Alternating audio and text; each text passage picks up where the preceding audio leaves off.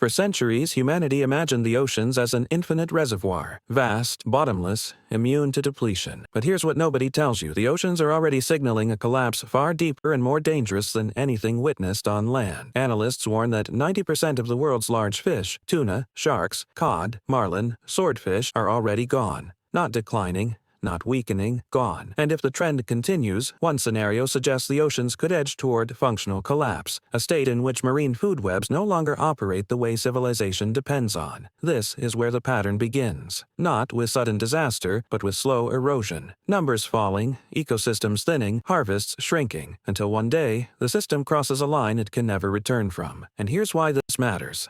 Oceans are not just ecosystems.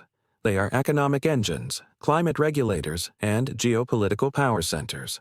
The stability of nations, trade routes, and food systems depends on what happens beneath the surface. To understand how we reached the brink, we look at history's first marine collapse powerful enough to shock modern governments, the Newfoundland cod disaster of 1992. For 500 years, cod seemed endless. The waters off Canada's eastern coast fed entire cities and dominated trade routes across the Atlantic. At first, industrial trawlers appeared to be a miracle of productivity. Then the bill arrived. Catches fell from millions of tons to almost nothing. Fishermen returned with empty boats. Governments imposed emergency bans. And then the unthinkable. The cod never came back. Here's what nobody tells you. Even after 30 years, the cod population has not recovered. The ecosystem rewired itself without them.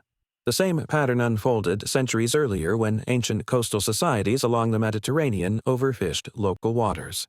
Their cities expanded, fleets grew, and for a time abundance masked the decline beneath the waves. But as fish stocks collapsed, trade faltered, food security weakened, and coastal economies shrank. The danger wasn't what they saw. It was what they ignored. Now zoom out. Today's collapse isn't happening in one region. It's happening everywhere, all at once. Beginning in the mid-20th century, industrial fishing fleets armed with sonar, deep-water nets, long lines, and refrigeration technology spread across the globe. For a while, it looked like a miracle. Humanity could harvest seafood on a scale once unimaginable. But beneath that surge in abundance was a fragile truth. The oceans were being emptied faster than they could replenish. By the 1980s, global fishing peaked. Since then, catches have stagnated or declined, masked only by more sophisticated technology. Let me show you exactly how the mechanism works. Big fish disappear first because they are easiest to target, and they reproduce slowly. Predators decline. Their prey explodes temporarily, then collapses from overconsumption and overfishing. Food webs destabilize. Smaller species become dominant. But fragile, not resilience, fragility, not abundance, exhaustion, not stability, collapse. When 90% of big fish vanish, the ocean loses its backbone, and when the backbone goes, everything else follows. Analysts suggest that warming waters accelerate the decline. As oceans heat, absorbing over 90% of the planet's excess heat, fish migrate away from traditional regions. Coral reefs bleach. Oxygen levels drop, creating dead zones where nothing survives. Acidification dissolves the shells of tiny organisms at the base of the food chain. And here's what nobody tells you. If the bottom collapses, the top collapses with it. This is where modern cracks become impossible to ignore. Tuna, once weighing 500 pounds, now average half that. Swordfish grow smaller each decade. Sharks, once apex rulers of the oceans, have declined by an estimated 70% if certain assessments hold. Jellyfish blooms now overwhelm beaches that once hosted thriving fisheries. Everyone thought they were safe. They weren't. The oceans feed over 3 billion people, not as a luxury but as a nutritional lifeline. In regions across Asia, Africa, and South America, fish are the primary source of protein. If oceans hit systemic collapse, the consequences reach far beyond the shoreline. Food shortages ripple into economic strain, migration, unrest, and geopolitical tension. And yet, the collapse is invisible to most people because the grocery store shelves are still full. Here's the trap. Supply chains mask the decline. Nations import fish from wherever stocks still survive. But once the oceans hit 100% collapse, there is no fallback. There is no new region to exploit. There is no untouched water left. To grasp the stakes, we must understand how empires and nations have long used the oceans as engines of power. Consider the naval dominance of Britain, enabled by rich fisheries and global shipping routes. Consider Japan's rise in the 20th century, powered in part by access to fertile seas. Consider the United States, with the world's largest exclusive economic zone extending oceanic influence across the globe. Oceans are borders, trade corridors, energy sources, and food supplies. If the oceans fail, entire geopolitical structures shift. But the cracks appearing today are unlike anything before. Fish that migrate northward destabilize old trade agreements. Shrinking catches spark maritime disputes.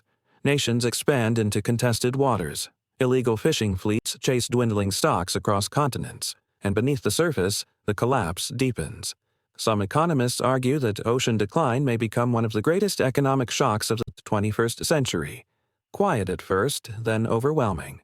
Insurance markets, shipping lanes, coastal economies, global food industries, and national budgets are all tethered to the continued functioning of marine ecosystems.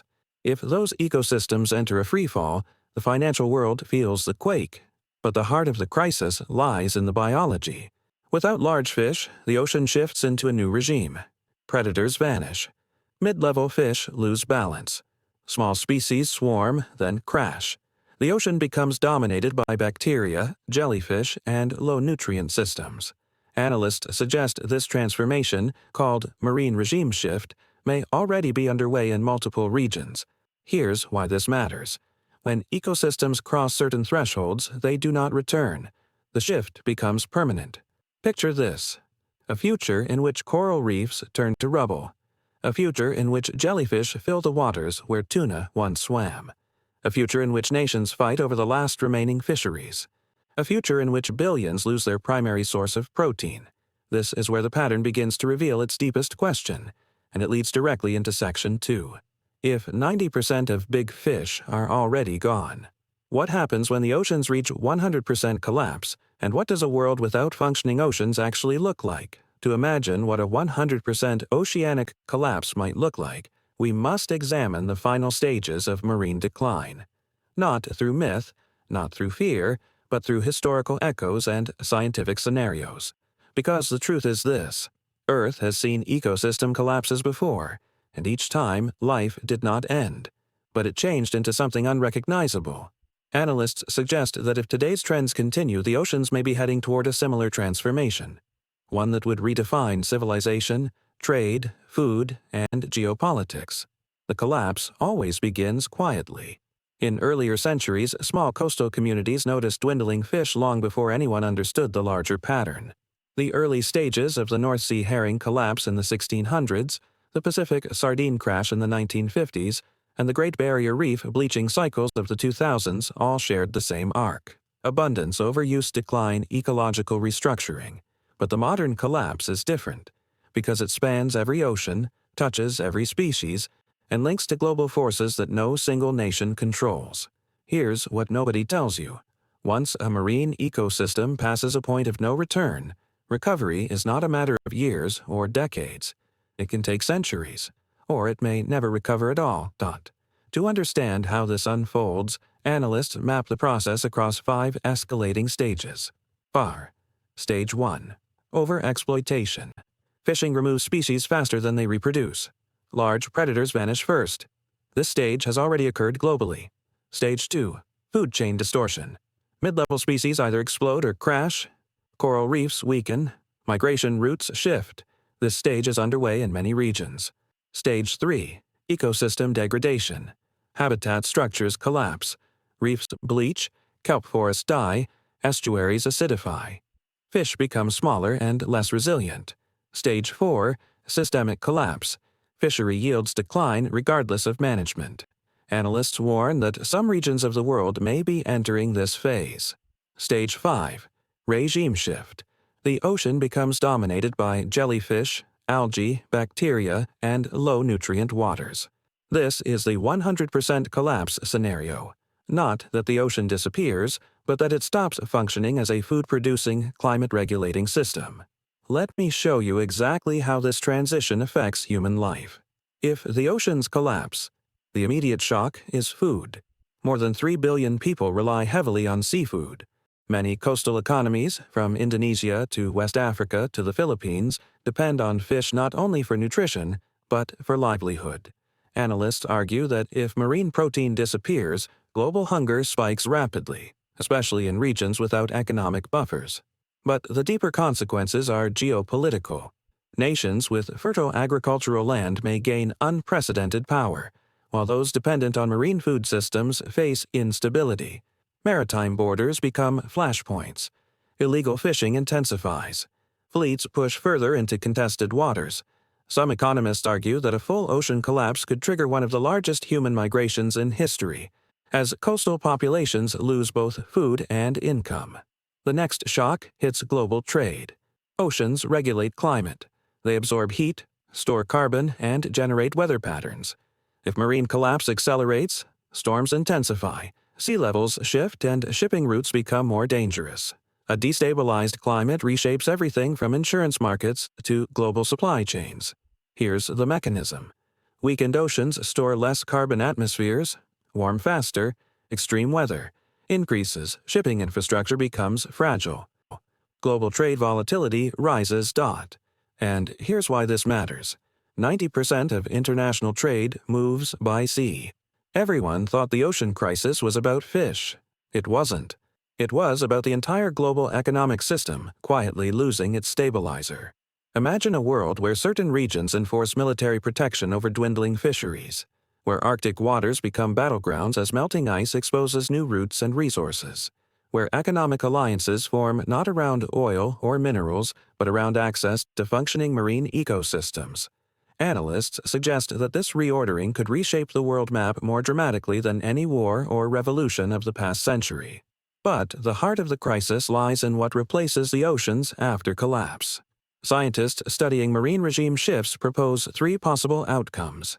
Scenario 1, managed recovery, soft landing. In this scenario, nations enforce strict fishing limits, expand marine protected areas, reduce carbon emissions, restore habitats, and rebuild stocks.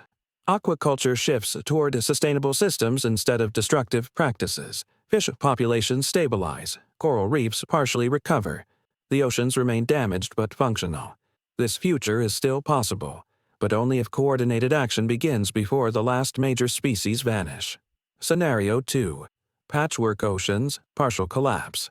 Some regions maintain fisheries. Others lose them entirely. Wealthier nations create food reserves and build massive aquaculture facilities. Poorer regions face nutritional shortages. Migration rises. Global inequality widens. The oceans become a mosaic of collapse and survival. SATS. Analysts argue this is the most likely scenario if current efforts expand but do not transform. Scenario 3. Full regime shift. Hard break. This is the 100% collapse scenario. Large fish disappear. Coral reefs die permanently. Oxygen-depleted zones expand. Jellyfish dominate coastlines. Algal blooms fill warming seas. Marine food chains fail. Aquaculture becomes the primary source of seafood but depends heavily on land-based inputs, which creates new pressure on freshwater and agriculture.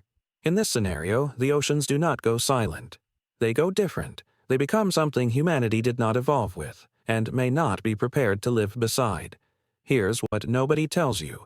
Ecosystems do not collapse symmetrically. Some fall in months. Others unravel over decades. But once enough pressure builds, the shift becomes irreversible, no matter how much money, technology, or political will is applied. Nature becomes the dominant force again. This brings us to the most unsettling question. What does a civilization look like when the oceans, the cradle of life, can no longer support life as they once did? Analysts outline the cascading consequences. Food insecurity grows as billions lose access to marine protein. Agriculture strains because oceans regulate rainfall patterns. Geopolitical tensions rise as nations compete for remnant fisheries and fresh water. Economic volatility spikes due to disrupted trade and damaged coastal infrastructure. Climate feedback loops accelerate, amplifying heat waves, storms, and droughts.